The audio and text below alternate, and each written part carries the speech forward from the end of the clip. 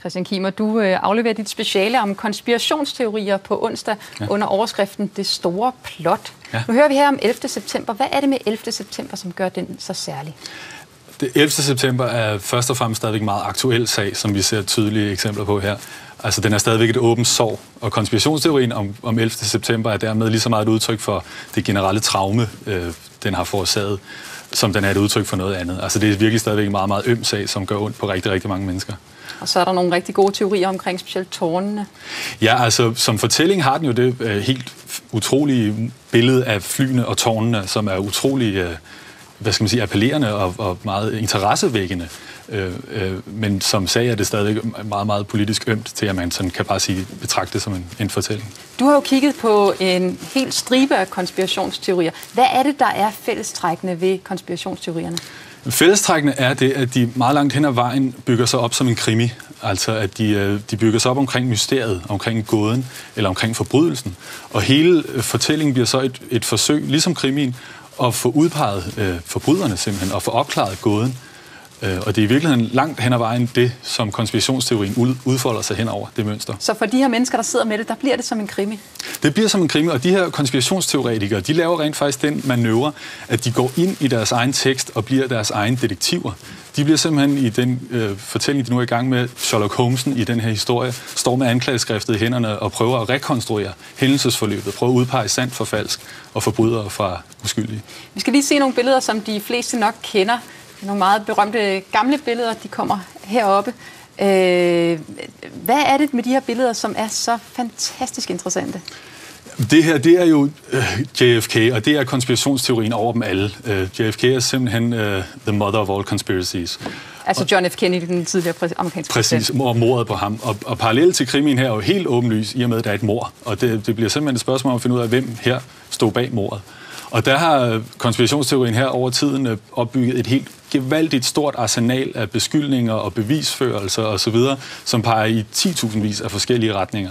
Der bliver nævnt CIA, der bliver nævnt Fidel Castro, der bliver nævnt mafiaen, og der bliver nævnt aliens.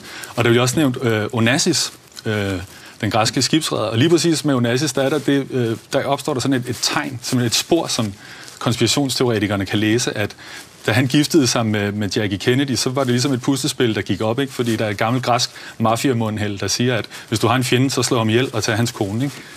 Og ja. Ja, det giver jo sådan en helt græsk, mytisk lag til den tragedie. Lad os lige se nogle flere billeder, fordi du har jo faktisk beskæftiget dig ganske særligt med månelandingen. Der er nogle billeder her. Ja. Det vi ser billeder her, det er selve landingen, blandt andet flaget. Hvad er der med det der flag der? Jamen, der sker simpelthen det, at konspirationsteorien om månelandingen påpeger, at flaget blafrer. Og det burde simpelthen ikke kunne finde sted, fordi der ikke er noget vind på månen. Og så hævder den konspirationsteori simpelthen, at månelandingen er en forfalsket. Det er simpelthen studieoptagelser, ting, der er optaget hernede på jorden. Og der finder de så de her små tegn og beviser i billederne, som et flag, der blaffer, eller et fodaftryk, som egentlig ikke burde kunne finde sted på månen. Hvad er der med det der fodaftryk? Hvad skulle der være i vejen med det? Jamen, altså, som konspirationsteorien påpeger, så når man går på stranden, så sætter man kun aftryk i det våde sand.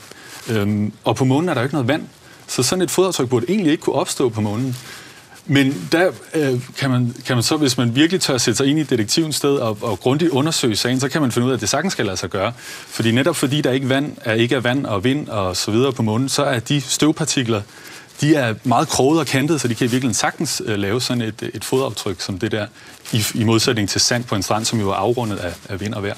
Christian Kiemer, hvad sker der, hvis man nogensinde løser en konspirationsteori? Ja, altså en konspirationsteori, den bliver sådan set aldrig forløst, fordi der, hvor den adskiller sig fra krimien, det er netop, at den i virkeligheden ikke er interesseret i at blive forløst. Den er ikke interesseret i at komme frem til et endeligt argument og et endeligt bevisførelse. Den vil meget hellere opretholde spillet, opretholde fortællingen.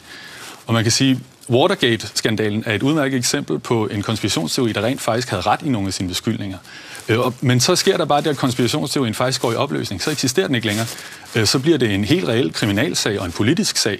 Men så gør konspirationsteorien simpelthen den manøvre, at den siger, jamen det som vi så, det som Nixon erkendte, det var virkelig bare en lille brik i et meget større puslespil, ikke?